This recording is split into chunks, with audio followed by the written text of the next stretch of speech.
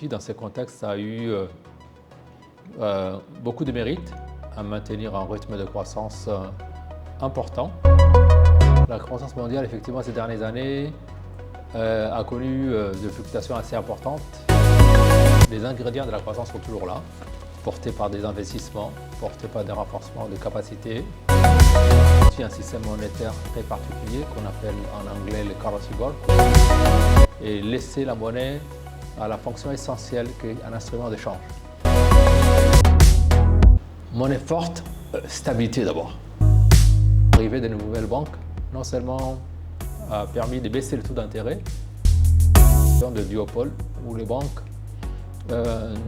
anticipaient ou profitaient de taux élevés sur le marché international, mais ne le répercutaient pas immédiatement lorsque le taux sur le marché international baissait.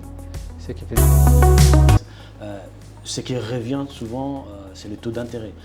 Au-delà de l'accès du crédit et tous les schémas à traverser, mais le taux d'intérêt est un frein pour l'essor ou le développement des entreprises à Djibouti. Djibouti possède toutes les armes, toutes les cartes, pratiquement en avance par rapport à pas mal de pays limitrophes. Que les banques commerciales qui sont installées à Djibouti puissent avoir avec des clients qui sont non résidents. L'interconnexion des banques est terminée.